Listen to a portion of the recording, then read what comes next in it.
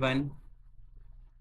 कैसे आप सब लोग? आई होप आप सब लोग ठीक होंगे। तो आइए शुरू करते हैं दोस्तों।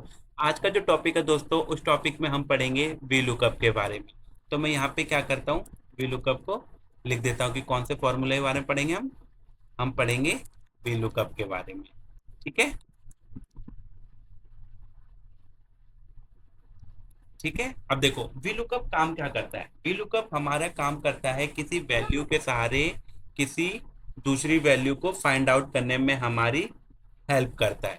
तो जैसे कि आपने देख सकते हैं कि यहाँ पे हमने एक डेटा बना रखा है जिसमें कि एम्प्लॉय आईडी दी हुई है, नाम दिया हुआ है, डेजिग्नेशन दी हुई है और सैलरी दी हुई है। ठीक है, हम क्या करेंगे, सबसे पहले वी लुकअप की हेल्प से दो चीज सीखेंगे कि पहले इंडिविजुअली अगर कोई वैल्यू लानी है तो वी लुकअप कैसे लगाना है, और अगर एक साथ लानी है तो वी लुकअप कैसे लगाना है।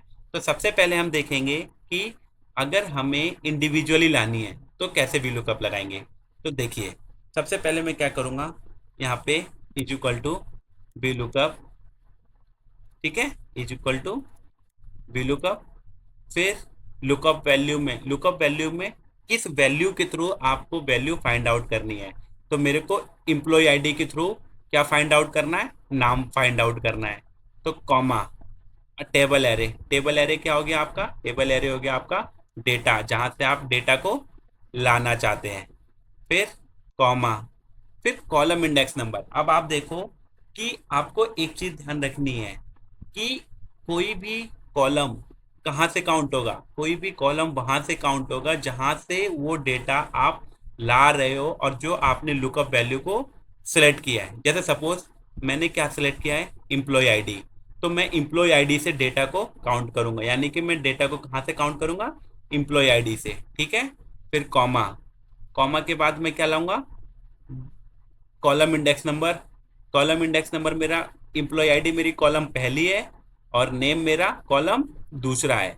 डेजिग्नेशन नेम कॉलम तीसरी है और सैलरी का जो कॉलम है वो कौन सा नंबर है, चौथा।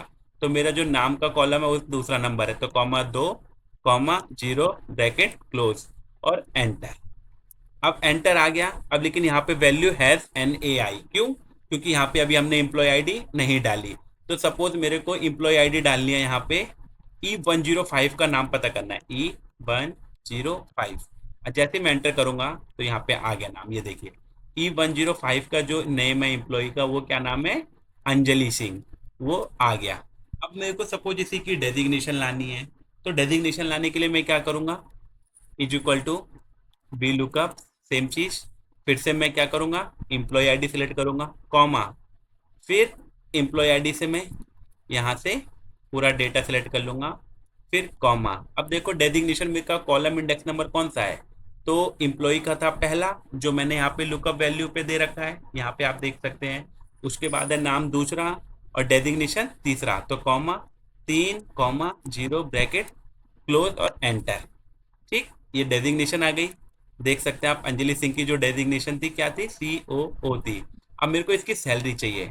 तो सैलरी लाने के लिए मेरे को क्या करना पड़ेगा, यहाँ पे वीलू का फिर से लगाना पड़ेगा। अब एक चीज ध्यान रखिए कि वीलू का फिर से मैं सपोज पहले आपको दिखा देता हूँ कि एम्प्लॉय आईडी ले ली मैंने, फिर कॉमा, फिर कॉलम, ओ टेबल एरे में मैंने पूरा टेबल ले लिया, कॉमा, सैलरी का कॉलम इंडेक्स नंबर कौन सा है, कॉलम 1, कॉलम 2, कॉलम 3, कॉलम 4। तो चार है तो चार, कॉमा जीरो, ब्रैकेट क्लोज और एंटर। ये देखो, ठीक है, ये चीज आपने देख ली कि यहाँ पे मेरी सैलरी आ गई। अब मैं क्या करूंगा, जैसे ही कोई और दूसरी एम्प्लॉय आईडी मैं यहाँ पे पेस्ट करता हूँ, क्या करता हूँ, दूसरी एम्प्लॉय आईडी कोई मैं पेस्ट करता हूँ, तो यहाँ पे देखो उसके अकॉर्डिंगली क्या होगा, सब कुछ चेंज हो जाएगा। ठीक, दूसरा मैं आपको बताना चाहता हूँ दोस्तों कि अगर आप कोई भी वैल्यू जिस जगह से उठा रहे, सपोज मेरे को नाम से, अब मेरे को नाम से कोई डेटा लेना है, तो अंकिता कुमारी का डेटा लेना है। तो यहाँ पे लिया मैंने और यहाँ पे मैं इसकी डेजिग्नेशन पता लगाना चाहता हूँ। तो डेजिग्नेशन के लिए मैं क्या फॉर्मूला लगाऊंगा, is equal to V lookup. Lookup value आपकी क्या होगी, आपकी अंकिता कुमारी होगी, है ना। अंकिता कुमारी होने के बाद कॉमा। अब आपको जो सिलेक्ट किया हुआ डेटा है वो आपको एम्प्लॉय आईडी से नहीं लेना है, जहां से आपका ये अंकिता कुमारी का डेटा आ रहा है ना, वहीं से आपको टेबल एरे सेलेक्ट करना है। तो मेरा अंकिता कुमारी कहाँ से आ रहा है, नेम से आ रहा है, तो नेम से ही मैं क्या करूंगा, टेबल एरे सेलेक्ट करूंगा, फिर कॉमा, कॉमा करने के बाद अब मेरे को क्या चाहिए, डेजिग्नेशन। तो ये देखो, अगर मेरा नाम कॉलम पहला हुआ तो डेजिग्नेशन मेरी कौन सी हुई, कॉलम दूसरी हुई। तो कॉमा 2 कॉमा 0 ब्रैकेट क्लोज और एंटर। ये देखो ये आ गया CSO। तो इस चीज का आपको दोस्तों ध्यान रखना है कि जो डेटा लुकअप वैल्यू है, तो जो टेबल एरे है तो वहां पे लुकअप वैल्यू आपको वहां पे जो कॉलम है उसको फर्स्ट माना जाएगा। जैसे कि अंकिता कुमारी वाले केस में मैंने आपको दिखाया कि क्या हुआ कि अंकिता कुमारी को मैंने नेम में तो दिखाया, और यहाँ पे जब मैं अंकिता कुमारी को आपको दिखा रहा हूँ तो नेम से कॉलम इंडेक्स नंबर इसको मैंने 1 माना। अगर मैं डेजिग्नेशन लेता तो मैं डेजिग्नेशन को कॉलम 1 मानता, है ना, और फिर उसके बिहाफ पे मैं जो लेता वो राइट साइड से लेता। ठीक, अब बात आती है दूसरी कि अगर हमें एक साथ ही सबका डेटा निकालना है तो उसके लिए हम क्या करेंगे। तो उसके लिए क्या करेंगे, सबसे पहले मैं क्या करूंगा, जिसका डेटा निकालना है मैं उन कॉलम को सिलेक्ट कर लूंगा। जैसे मेरे को सैलरी चाहिए एक ही बार में, डेजिग्नेशन और नेम, ये तीनों मेरे को क्या चाहिए, एक ही बार में चाहिए।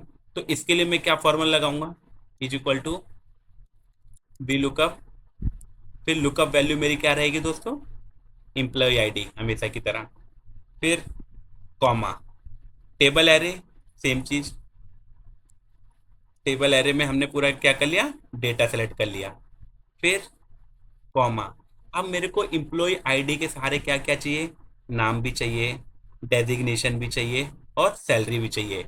तो नाम मेरा कौन सा कॉलम में हो गया, दूसरी कॉलम में हो गया, डेजिग्नेशन मेरा तीसरी कॉलम में हो गया और सैलरी मेरा चौथी कॉलम में हो गया। सेम चीज, जैसे एम्प्लॉय का तो फर्स्ट हो गया, नाम मेरा सेकंड कॉलम में है, डेजिग्नेशन मेरी थर्ड कॉलम में है और सैलरी मेरी चौथी कॉलम में है। तो कॉमा